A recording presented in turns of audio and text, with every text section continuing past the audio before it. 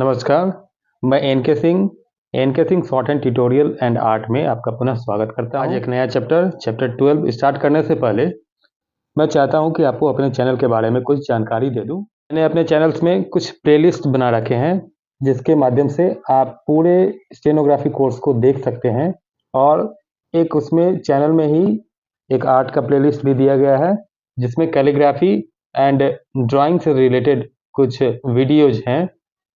Playlist का details भी आपको दे रहा हूँ, उसको देख लीजिए।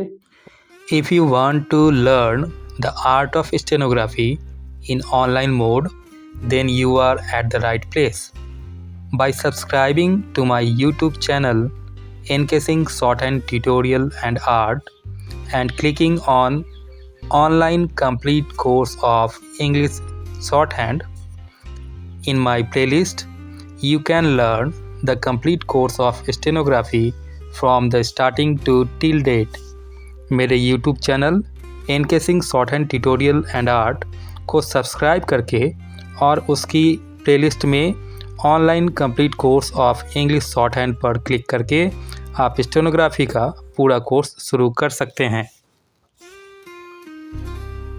ग्रामोलॉग्स के लिए प्लेलिस्ट में इम्पॉर्टेंट ग्रामोलॉग्स, फ्रिजियोग्राफी, कॉन्टेक्शंस, इंटरसेक्शंस इसके भी वीडियो दिए गए हैं जिसमें अभी तक के सारे ग्रामोलॉग्स अपलोड किए गए हैं, जिसको बार बार रिवाइज करके आप अपना ग्रामोलॉग्स का रिवीजन कर सकते हैं। उसके बाद आज हम फिर स्टार्ट करने जा रहे हैं एक नया चैप्टर 12 है जो कि अल्टरनेटिव फॉर्म्स है। तो इससे पहले आप हुक, आर और एल के बारे में पढ़ चुके हैं, उसी से रिलेटेड ये न्यू चैप्टर भी है अल्टरनेटिव फॉर्म्स। तो देखते हैं चैप्टर में क्या है। पहले इसके कंटेंट्स के बारे में देख ले कि इसमें क्या क्या हमें पढ़ना है। चैप्टर को ठीक से समझने के लिए इसे 3 पार्ट में डिवाइड किया जा रहा है। फर्स्ट है additional signs for FR and VR etc, when would we use left and right curves. Second है FL and VL curves, rules for use of left and right curves. Third है intervening vowels between strokes and R hook and between strokes and L hook. चलिए हम लोग first point की ओर चलते हैं। पहला point क्या है? Additional signs for FR and VR. FR और वीआर का जो हुक है उसका अल्टरनेटिव फॉर्म है, एडिशनल साइन है, उसके बारे में इसमें बताया गया है। तो फर्स्ट पॉइंट इसमें क्या बनता है? The strokes R and S are not hooked for addition of R और एल, है ना।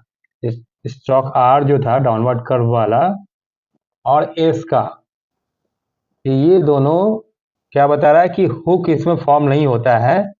जैसे आर और एल का हुक पढ़े थे ना, तो वो दोनों हुक इसमें नहीं लगता है। However they are hooked to provide alternative forms of F R, V R, T H R and F L. F R मतलब एफ आर ये हो गया, एफ में आर का हुक लगा दिए, और इसका एडिशनल फॉर्म यानी अल्टरनेटिव फॉर्म क्या हो गया? इसका जस्ट अपोजिट। तो दो फॉर्म सबके बनेंगे। अभी इसी को हैवी कर देंगे तो क्या हो जाएगा? V R, H R and F L. F L को ही हैवी करेंगे तो क्या हो जाएगा? वी एल, है ना।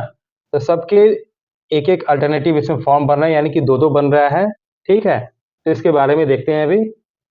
तो सबके दो हैं, एक अल्टरनेट है ना। The first form of each pair is called left curve because it is written in the left motion. Left motion कैसे लिखते थे हम लोग? Anticlockwise direction. तो इसका क्या है डायरेक्शन? एंटी क्लॉकवाइज, है ना। And the second form is written in the right motion. तो राइट कर्व उसको बोलेंगे। Right motion means clockwise direction में ये जाता है। दूसरा कैसे जाता है? क्लॉकवाइज डायरेक्शन में। अब पहला कैसे चल रहा था आपका? एंटी क्लॉकवाइज डायरेक्शन में। तो जो एंटी क्लॉकवाइज डायरेक्शन में चलता है उसको हम लोग बोलते हैं लेफ्ट कर्व। जो क्लॉकवाइज डायरेक्शन में मूव होगा उसको बोलेंगे राइट कर्व्स। ठीक है, अब ये दोनों कैसे लिखे जाते हैं उसके बारे में हम लोग देखेंगे एग्जाम्पल्स के साथ। अब इसी में एक चीज और ऐड करेंगे यहाँ, T H L. T H L जो है वो हमेशा लेफ्ट मोशन में ही लिखा जाता है। ठीक है, तो इसको याद रखना है कि T H L is always written with the left motion. ये लेफ्ट कर्व उसका यूज करते हैं हमेशा। ठीक है, एंटी क्लॉकवाइज डायरेक्शन में लेफ्ट कर्व जो होगा वो THL के लिए केवल यूज होगा, राइट कर्व उसमें यूज नहीं होता है। क्लियर? Not proceeds. ओके, तो फर्स्ट पॉइंट यहाँ क्या बनता है इसमें, when standing alone the left curves for FR, VR, THR are used if a vowel precedes, यहाँ पे ध्यान देना है, if a vowel precedes and the right curves if a vowel not precedes। ठीक है, इसमें क्या बोल रहा है कि जब ये अकेले यूज होता है, FR, VR, THR, ठीक है, FR दोनों है इसका, VR एंड THR, ठीक है। तब इसमें क्या बोल रहा है कि यदि वह अकेले आता है, अकेले यदि सिंगल स्ट्रोक में आता है FR, VR, THR, उस केस में लेफ्ट कर्व यूज होगा। कब? यहाँ कंडीशन डाला, उस पर ध्यान देना है, if a vowel proceeds, vowel यदि उसके पहले आता है तब, है ना। यानी क्या हो गया कि FR या VR या THR ये कोई भी स्ट्रोक हो, ठीक है, अल्टरनेटिव फॉर्म का कोई भी स्ट्रोक यहाँ पे हो, उस केस में एक फॉर्मूला आपको दे रहे हैं। तो जितने भी शॉर्ट हैंड के क्लासेस हम लेते हैं उसमें जितना भी वॉवेल से रिलेटेड रूल्स आते हैं उसको एक फॉर्मूले के हिसाब से आपको दर्शाते हैं ताकि आपको जल्दी याद हो, आप जल्दी उसको रिमेंबर करें।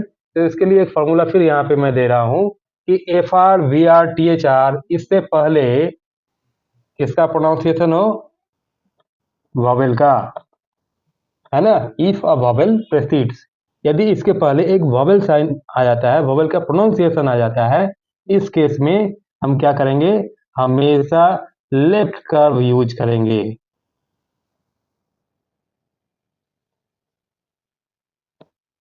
क्लियर है?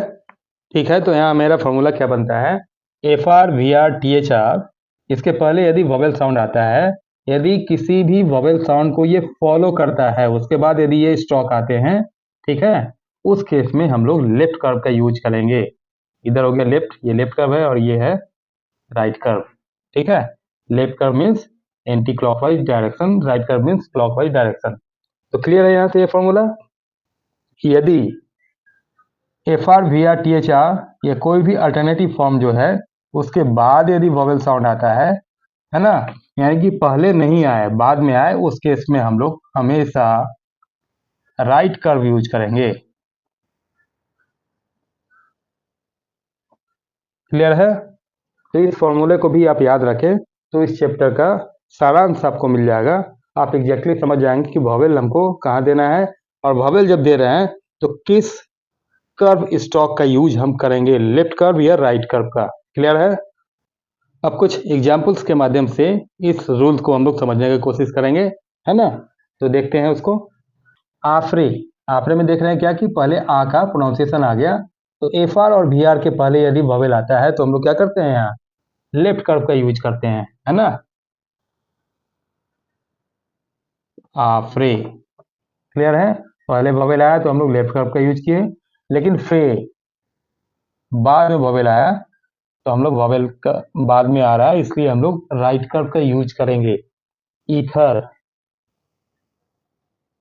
ईथर में वॉवेल पहले है इसलिए लेफ्ट कर्व, लेकिन थ्री में वॉवेल बाद में आ रहा है इसलिए हम लोग राइट कर्व का यूज करेंगे। क्लियर है यहाँ तक? राइट फॉर्म्स, ठीक है। तो सेकेंड पॉइंट आपका क्या बन रहा है यहाँ पे कि when joined to another stroke the form is used which gives easier joining। ठीक है, वो तो सिंगल के लिए था, जब एलोन है अकेले रहता है और राइट कर्व का यूज कब करते हैं, लेकिन जब स्ट्रोक आपका ज्वाइंट होके आएगा उस केस में जो ईजियर ज्वाइनिंग आपका होगा, जो आपको ज्वाइन करने में ईजी लगे, उसी स्ट्रोक का यूज करते हैं। यहाँ पे कोई रूल्स वॉवेल्स का पहले आ रहा है कि बाद में, उसका यूज यहाँ पे नहीं होगा, ठीक है। when joined to another stroke the form is used which gives the easier joining, preference being given to the right forms। यहाँ एक चीज और क्लू दे रहा है कि जब ज्वाइंट स्ट्रोक रहेगा तो हम लोग प्रेफरेंस जनरली किस कर्व को देंगे? राइट कर्व को, जो कि क्लॉकवाइज डायरेक्शन में जाता था, बाद वाले कर्व को, है ना? यानी ये आपका लेफ्ट है, ये राइट है, तो इसको प्रेफरेंस देने के लिए बोल रहा है, ठीक है? तो इसमें एक और पॉइंट है, generally it will be found that the left curves joint better with strokes written towards the left, है ना? And the right curves joint better with the strokes written towards the right, है ना?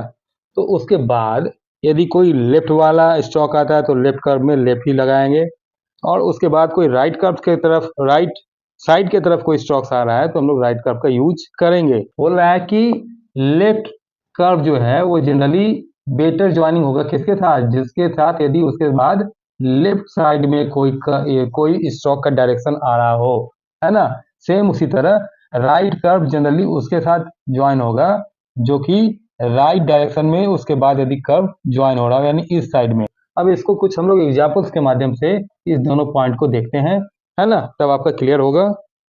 जैसे पहला है Friday, है ना? तो फ्राइडे, ठीक है? डे में ए का वॉवेल यहाँ पे दे देंगे। वर्च्यू, वर्च्यू, ठीक है? फ्रेम, फ्रेम, देखिए राइट साइड में जा रहा है तो राइट वाला कर्व हम लोग यूज किए। वर्बल,